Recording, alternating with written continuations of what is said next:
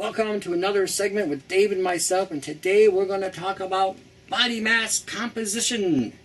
I get contacted all the time saying, Tone, I need to lose some mass here, body weight. I need to lose some weight. I keep saying it's not the weight, it's not the weight. See, I always tell people, see, you have a 175-pound person. V-frame, muscle, 175 pounds. Then you got a 175-pound person. They waddle when they walk. Big difference is body mass composition. Now, because you've been eating so many genetically engineered foods, and some of you have IBS and Crohn's and leaky gut and enteritis and colitis and all the other itises in the colon, GERD and high pylori, these issues are directly related to grains and grain consumption. Cholesterol is a result of grain consumption, not fat, grain.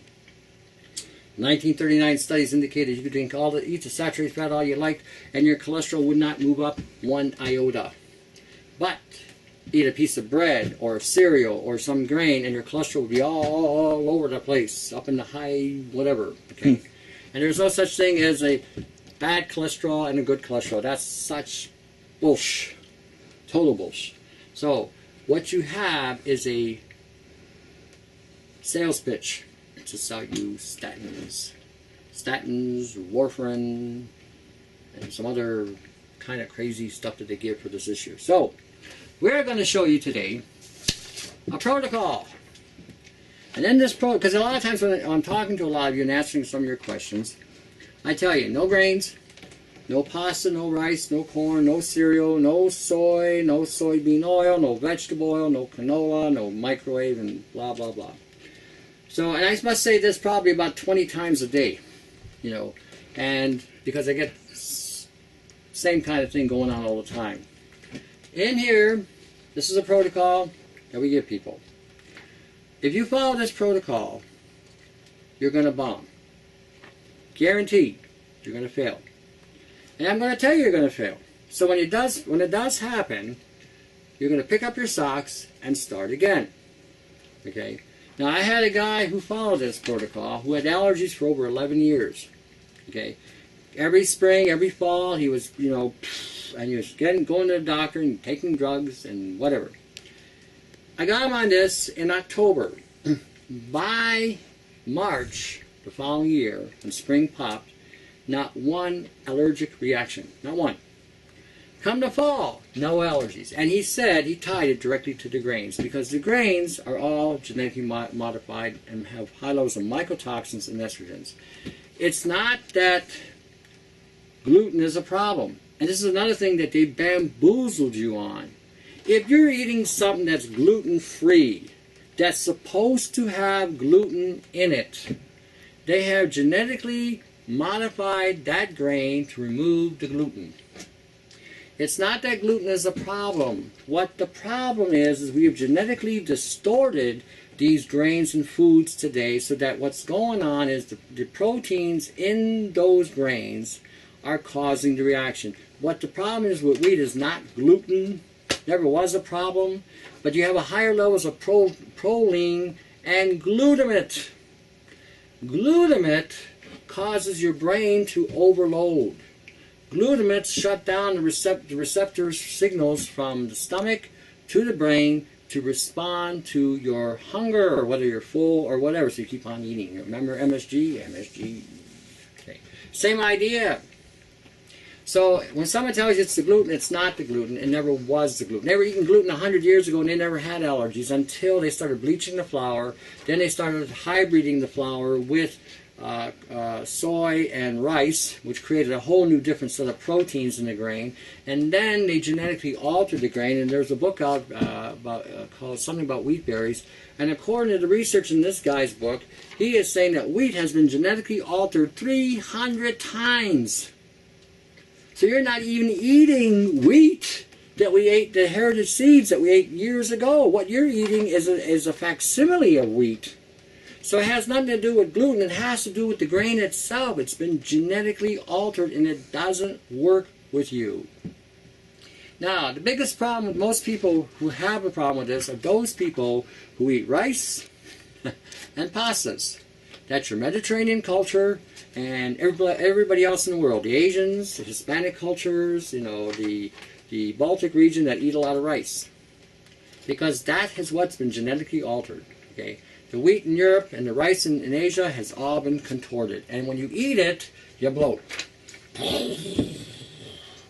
And then you sit there in a daze and you can't figure out why your brain isn't working anymore. And you can't figure out why you're still lethargic. And you can't figure out why, oh my gosh, man, I got this. And then you got gas and you can't, oh, and you're farting like crazy all over the place. And then you can't go to the washroom because now you're constipated because the stuff has blocked your colon.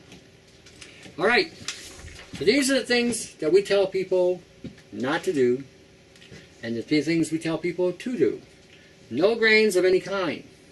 Okay, that includes your breads, your pastas, or any facsimile of bread like crackers and donuts and tacos and pitas breads. None of that. No pasta of any kind. You know, those little macaronis and long spaghettis, leave them alone. Rice of any kind. Corn of any kind. Any cereal. This will also include your quinoa and amaranth and all these things. You'll be reading all this stuff about how these are not the same thing as grains, but because you've been eating a lot of genetically engineered stuff, that cellulose and those fibers and those foods are going to create a reaction inside of you. And this we have seen time and time again. Leave it alone. LIA. Do not fool with it. All right.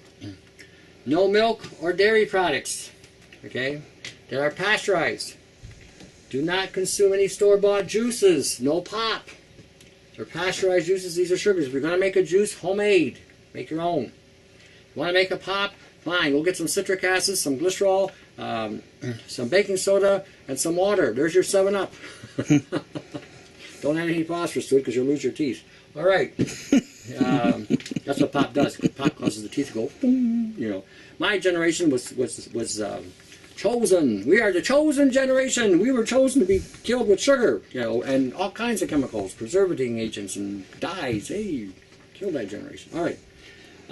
Don't you feel privileged? I feel so privileged. And now I look at the generations here with all their genetics and the nano stuff and the soy. Hey, eat some soy. It's good for you. Some gal contact me. The animals are being miss this and miss that, and you know, and you should be a vegan. I kept thinking to myself, this is brain damage. In the most severest of cases, brain damage. Because she actually thinks that her side of the fence is safe. Doesn't realize that it's all been genetically altered, and most vegans are eating meat products without them even knowing it. So they coat a lot of vegetables with proteins, animal proteins, just so you know. All right, so a lot of it's not pertinent to anything. So no dairy products. No sugar or fat with fat-free, no agave, no Splenda, no sucralose, which is the same thing, no aspartame, neotame, sugar or any sugar, brown and white, and nothing that says pasteurized honey. It's all sugar. That will feed these things. If you eat the grains and you've got a Morgellons affliction, these things will feed on that like crazy, and you'll start seeing things manifest unbelievably. Okay? You won't believe your eyes. Like, holy crap, you know. You eat something and all of a sudden you have an outbreak, you know something's wrong with what you're eating. All right. No microwave under any condition. One experiment was done when they microwaved water and then they let the water cool for 24 hours and took that water and poured it into a plant and it died 7 days later. Ooh, radiation. Microwave. More. more. All right, no canola oil, no vegetable oil, no soybean oil. Canola scars the thyroid, scars the heart, causes the cellular integrity of your cells to come undone, making you more vulnerable and more open to being afflicted with whatever dust particles are in the air. Soybeans, soy of any kind, it's a goitrogenic food. No matter what you do to it, it will knock out your thyroid, it will knock out your thymus, it will knock out your esophagus, it will knock out your pancreas, and it will knock out your intestinal tract. And if anybody doesn't think so, and you've got health issues, eliminate that in your diet and see what happens after about 2 or 3 months, because 1 teaspoon of soy takes 30 days to pass the gut. Okay. If it's got disodium guanylate or disodium inositate, leave it alone. Those are those little ramen noodles, and they're finding now if you eat ramen noodles, it can increase heart failure. Leave it alone. Holy. Yeah, you can look it up. That just made the news this week, actually, the health news. The fruits you are not going to eat are bananas, grapes, raisins, watermelons, and dates, and you're not going to eat pork. The reason being is because of the sugar. A cup of bananas, I've said it before, is equivalent to a cup of white sugar. Now, what can you eat? Because that's the next question. What am I going to eat? Because that's what you're addicted to. Well, you can have any meat you like: poultry, fish, lamb, eggs, yogurt with fat, plain, kefir with fat, plain. And if you're fortunate enough to live where I live, when you have a European market, you can get muslanka with fat, plain, sour cream, cottage cheese with fat, plain. If you're fortunate enough to get unpasteurized milk from a local farmer, and they have the testicular fortitude to sell it to you, utilize it. You know, go after it. You can also have in it, you can get whey protein products, provided they don't have any artificial sweeteners, aspartame, Splenda, aspartame, potassium, or sucralose. You know, none of that crap. Make sure it's plain. You can have gelatin, with like making gelatin broths. You can have cottage cheese, cream, apricot oil, sesame seed oil, coconut oil, palm oil, animal fat like tallow, lard if you wanted to. You can have fruits. The fruits you can have are apples, peaches, plums, pears, and apricots, nectarines. Make sure you peel them before you consume them. You can also have any kiwi, citrus fruits, oranges, lemons, pomelos, grapefruits, tangerines, blueberries, raspberries, and make sure they're clean. Strawberries avoid because they're very heavily sprayed unless you've grown them yourself or know somebody who's growing them. You can have nuts and seeds provided your colon isn't compromised. If it is compromised, leave it alone. You can have any kind of juice, homemade. You can have sprouts. Any veggie you like, pretty well. And again, you follow this, and usually within 10 days to 12 days, the average loss of body mass has been 1 to 3 inches and 5 to 15 pounds. That's been the average. Now, on the back here, we have given suggestions on how to eat. Now, this is not the only thing. I want you to be aware this is not the only process. This is just to get you thinking how to eat better, okay, and maybe cleaner. For instance, in the morning you can have eggs and yogurt, eggs and cottage cheese, teas of any choice, okay. You can have hawthorn berry leaf tea, which is good for the heart, rosemary and sage, bay leaf and thyme, which keeps the cholesterol flowing and gives it the antioxidant properties. Fruits, if you want to eat fruit, you know. Lunch, you can have any kind of, you know, say baked potato, boiled potato, no frying of potatoes, especially for women. You can have fermented foods, smoothies, juices. I mean, you've got a variety of things. Dinners can be broths, soups, teas, fruits, salads. Again, any kind of meat you want. Except for pork, you said. Yeah, pork, because of the sugar. And then, too, sometimes the pork is not necessarily the cleanest animal in the world to eat, too. So for those who are Islamic and Judaic, you know, for you guys it's not a big issue because you guys don't eat pork anyway, or you might and don't tell anybody, whatever. But anyhow, again, don't eat it. Use enzymes. Now, for some of you, foods like pineapple, papaya, ginger, kiwi, fermented kefir will load you up with enzymes to help you break down protein. Kefir has over 360 enzymes that can help renew the body's enzymes. Use heart-supporting supplements such as herbs, such as vitamin E. Make sure your vitamin E is a non-soy-based or non-canola-based. Teas you can use. Things for the heart would be hawthorn berry, cayenne, motherwort, lily of the valley, rosemary, sage, garlic, onion, grapefruit, galangal, grapeseed. You got a lot of stuff there. Okay, vitamins, CQ10, magnesium, taurine, potassium. These are like for the heart.